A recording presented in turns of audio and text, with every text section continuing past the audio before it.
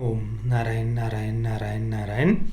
हर हर महादेव। दोस्तों सभी मित्र एक बार कमेंट सेक्शन में हर हर महादेव का जय घोष लगा दीजिए। आज से ठीक 2 वर्ष पहले यानी 9 सितंबर 2019 को अक्षय कुमार जी ने अपने जन्मदिवस के उपलक्ष्य पर हम सभी को एक बहुत बड़ा उपहार दिया था। उस दिन अक्षय कुमार जी ने पृथ्वीराज फिल्म के टाइटल अनाउंसमेंट वीडियो को रिलीज किया था और ये अलग से बताने की आवश्यकता नहीं कि उस टाइटल अनाउंसमेंट वीडियो को देखकर मुझे कितनी कितनी ज़्यादा प्रसन्नता हुई थी। मेरा पूरा सीना गर्व से चौड़ा हो गया था, पूरे शरीर पर रोंगटे खड़े हो गए थे और मैंने रिपीट कर करके लगातार बार बार उस टाइटल अनाउंसमेंट वीडियो को देखा था। और उस वीडियो के रिलीज होने के तुरंत बाद मैंने अपना रिएक्शन वाला वीडियो भी अपलोड किया था। उस बात को अभी 2 वर्ष हो गए हैं। उस समय कहा गया था कि दीपावली 2020 पर पृथ्वीराज फिल्म रिलीज होगी। दीपावली 2020 भी चली गई, दीपावली 2021 भी चली गई और अभी जाकर फिल्म के टीजर को रिलीज किया गया है। और अभी ये बताया जा रहा है कि 21 जनवरी 2022 को यानी बस 2 महीनों के बाद में फिल्म थिएटर में रिलीज होने वाली है। और मैं बहुत बहुत ज़्यादा उत्सुक हूँ इस फिल्म को देखने के लिए। ये भी बताया गया है कि हम इसे IMAX में भी एक्सपीरियंस कर सकते हैं। हालांकि इसे कोई IMAX कैमरास के साथ शूट नहीं किया गया होगा ऑब्वियसली, पर इसे IMAX कंपेटिबल बनाया गया है। तो मैं अगर पॉसिबल हुआ तो इसे IMAX में भी ज़रूर एक्सपीरियंस करना चाहूँगा। मैंने 2 वर्ष पहले ही कहा था उस वीडियो में कि इसे एक बहुत बहुत बड़े बजट के साथ बनाया जाना चाहिए इस फिल्म को। वैसे भी बॉलीवुड में हमारे इतिहास से जुड़ी हुई फिल्में बिल्कुल नगण्य सी बनती है, पर अभी YRF ने ये हिम्मत की है तो मैं आशा करता हूँ कि एक बहुत बड़े बजट के साथ फिल्म को बनाया जाए। और ये हिम्मत अगर सच कहे तो बाहुबली फिल्म के रिलीज़ होने के बाद ही कई अलग अलग फिल्म मेकर्स में आई है। बाहुबली को हमने देखा कि भारत की सबसे ज़्यादा पैसे कमाने वाली वो फिल्म अभी तक की बनी हुई है। कोई भी किसी ने भी अभी तक उसका रिकॉर्ड नहीं तोड़ा है। हालांकि कुछ लोगों ने ऐसा कहा कि चाइना में कुछ 1000 करोड़ वगैरह कमाए, हालांकि उस पर तो कई सारे प्रश्न चिन्ह उठे हुए हैं। चलिए वो एक अलग बात है।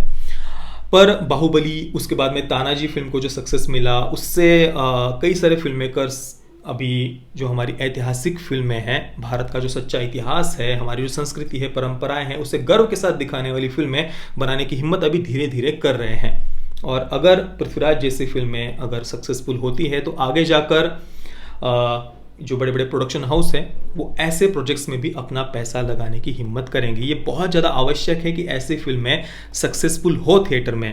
जैसे कि तानाजी फिल्म सक्सेसफुल हुई, उसके बाद हालांकि उसके बाद भी बॉलीवुड अभी भी अपनी नींद से जगा नहीं है कि भाई लोग क्या देखना चाहते हैं। अभी भी बॉलीवुड अपने उन्हीं ऐसे प्रोजेक्ट्स को फंड कर रहा है जो अपनी उसी पुरानी हिंदू फोबिक मानसिकता से ग्रसित है। अभी भी उसका प्रमाण कम हुआ है ऐसा लग तो नहीं रहा, पर अगर हम ऐसे अच्छे प्रोजेक्ट्स को सपोर्ट करेंगे तो आशा है कि आगे जाकर हमें कुछ तो बदलाव देखने को अवश्य मिलेगा। बजट की हम बात कर रहे थे कि बड़े बजट के साथ बननी चाहिए, तो टीजर को देखकर ऐसा लग तो रहा है कि हाँ अच्छे खासे बजट के साथ फिल्म को बनाया गया है। हालांकि अभी टीजर में कुछ ऐसे बहुत ही भव्य दिव्य उस समय के सेट्स, राज दरबार या जो युद्ध के भी दृश्य है वे ज़्यादा हमें टीजर में कुछ देखने को नहीं मिल रहे। केवल एक सीन है जहां पर क्रूर विदेशी आक्रांता मोहम्मद गोरी और उसकी जो आताताई है उनकी तरफ से जो तीर छोड़े जाते हैं, वो एक सीन काफ़ी विश्वसनीय था। तो ऐसे कुछ और ज़्यादा सीन्स अगर टीज़र में देखने को मिलते तो अच्छा, और ज़्यादा मुझे मतलब हमें पता चलता कि भाई कैसे हमें विजुअल्स देखने को मिलने वाले हैं, जो युद्ध के दृश्य हैं वो हमें कैसे फिल्म में देखने को मिलने वाले हैं। अभी कुछ ज़्यादा हमें आइडिया नहीं आ रही है टीज़र से। पर अगली बार जब ट्रेलर रिलीज़ होगा तो मैं आशा करता हूँ कि ऐसे जो युद्ध के जो सीन्स है, जो उस समय आज से 1000 वर्ष पहले के समय को उन्होंने कैसे रिक्रिएट किया है, उस समय के जो योद्धा है, उनकी जो युद्ध नीतियाँ है, वो हमें टीज़र में और अधिक उसके बारे में जानने को हमें टीज़र से मिलेगा, ऐसी मैं आशा करता हूँ। और मेरी तो बहुत बहुत अपेक्षाएं हैं कि ये फिल्म सक्सेसफुल हो और जो इतिहास है उसके साथ कोई छेड़छाड़ यहाँ पर नहीं हो।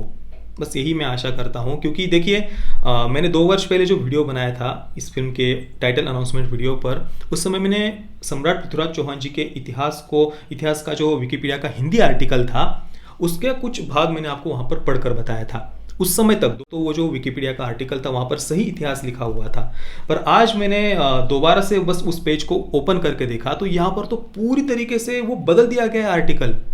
और वो जो इतिहास है उसे एक प्रकार से नकारने का प्रयास किया गया है। या चांद बिरदाई जी जिन्होंने पृथ्वीराज रासो ये काव्य लिखा हुआ है, उस काव्य को गलत साबित करने का प्रयास किया गया है, ऐसे मुझे इसे पढ़कर लगा। और केवल चांद बिरदाई जी ही नहीं, उस समय के अन्य भी जो हिंदू लेखक थे, इतिहासकार थे, उन्होंने पृथ्वीराज चौहान जी के बारे में जो काव्य लिखे हुए हैं, इतिहास लिखा हुआ है, लेखन किया हुआ है, उसे भी एक प्रकार से नकारने का, गलत साबित करने का प्रयास इस विकिपीडिया के हिंदी आर्टिकल में किया गया है, ऐसा मुझे कम से कम इसे पढ़कर लगा।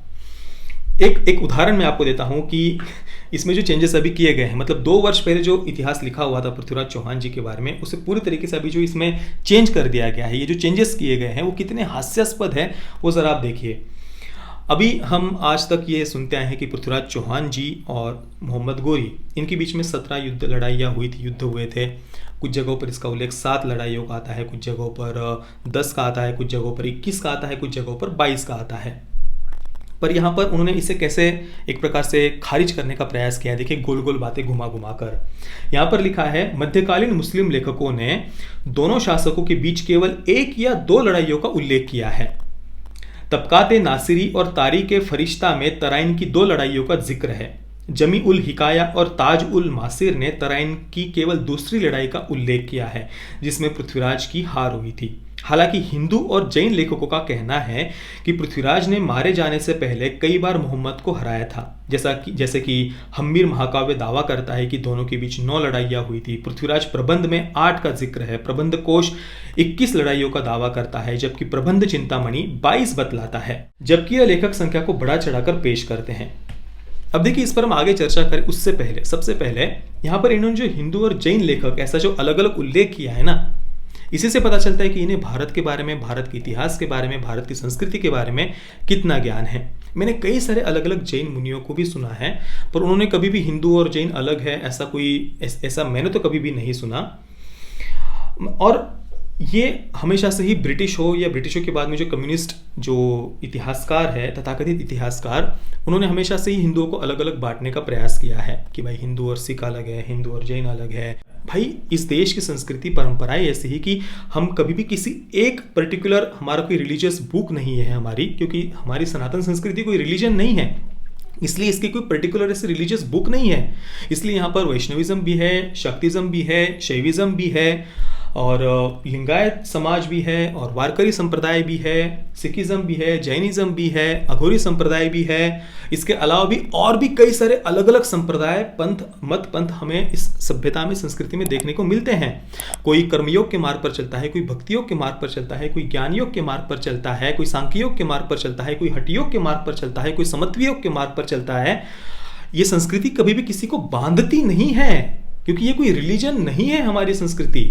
तो ये हमेशा से इस देश की सभ्यता को, संस्कृति को जो बांटने का प्रयास किया जाता है, सबसे पहले तो ये गलत है। और यहाँ पर लेखक का कहना है कि भाई इस देश के हिंदू और जैन लेखकों ने जो काव्य इतिहास लिखे हैं वो पूरी तरीके से गलत है।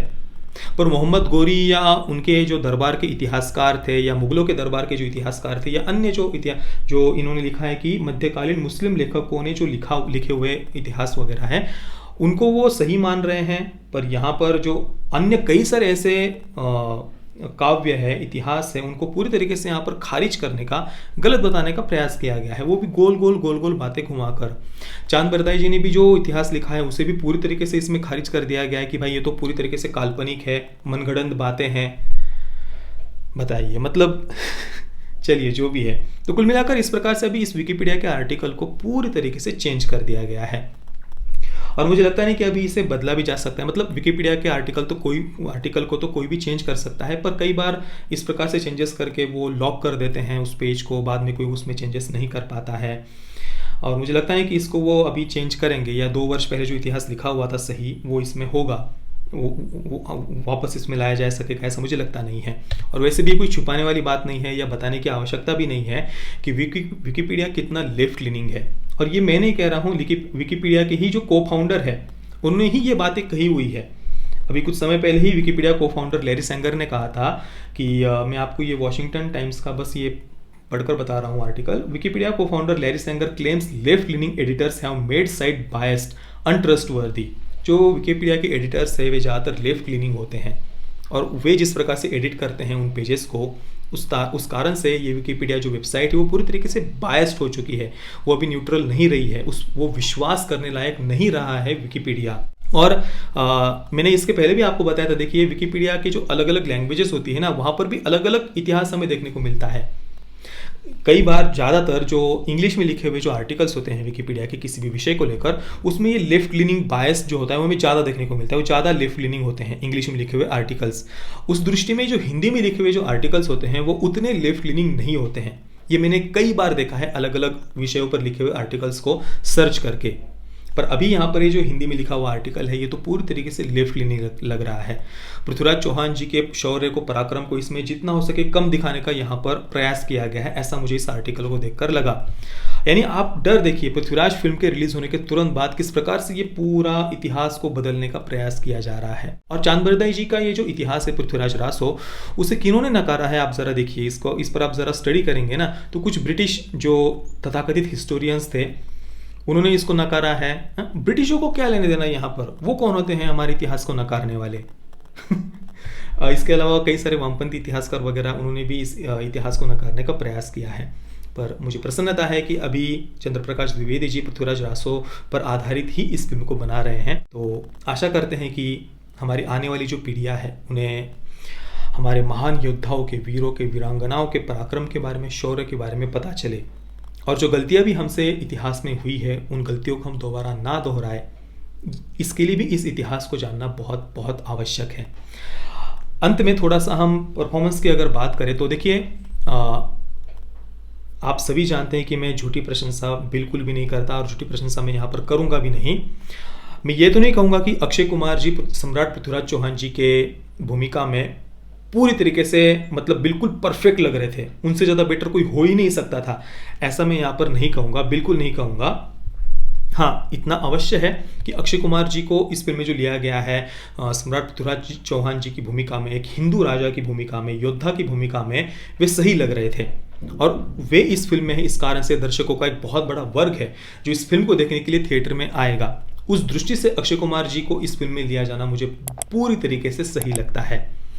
पर हाँ, एक आज से 1000 वर्ष पहले के जो उस समय के जो योद्धा थे, उनका जो हृष्ट पुष्ट शरीर था, आज भी हम पढ़ते हैं कि उस समय उनका जो भाला, तलवार आदि, जो युद्ध की पोशाक आदि है, वे आज हमारे वजन से भी ज़्यादा होती है।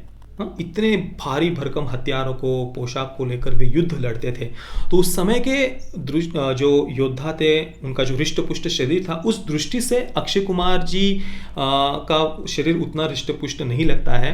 पर हाँ, अभी अक्षय कुमार जी के कारण इस फिल्म को देखने के लिए दर्शकों का एक बहुत बड़ा वर्ग इस फिल्म को देखने के लिए आएगा और उस दृष्टि से मुझे उनकी कास्टिंग यहाँ पर पूरी तरीके से सही लगती है। बाकी मानुषी चिल्लर, उनकी ये पहली फिल्म है और उनको ढेर सारी शुभकामनाएं। आशा करते हैं कि उनका परफॉर्मेंस भी फिल्म में हम सभी को उतना ही ज़्यादा पसंद आए। उनके साथ में ही संजय दत्त है, सोनू सूद, उन्होंने चांद बरदाई जी की ही भूमिका निभाई है सोनू सूद ने। उनके साथ मानव विज, वे मोहम्मद घोरी का पात्र निभा रहे हैं और आशुतोष राणा जयचंद की भूमिका में है। उनके साथ में साक्षी तंवर, ललित तिवारी, अजय चक्रवर्ती आदि आदि फिल्म में हमें सहायक भूमिका में देखने को मिलने वाले हैं। तो मैं कुल मिलाकर फिल्म को देखने के लिए बहुत बहुत उत्सुक हूँ। बाकी आपको ये पूरा टीज़र कैसे लगा दोस्तों, मुझे आप नीचे कमेंट में अवश्य बताना। और वीडियो अगर आपको पसंद आए तो वीडियो को लाइक और शेयर अवश्य करना। ये वीडियो देखने के लिए आप सभी मित्रों का बहुत बहुत धन्यवाद। जय श्री राम, वंदे मातरम।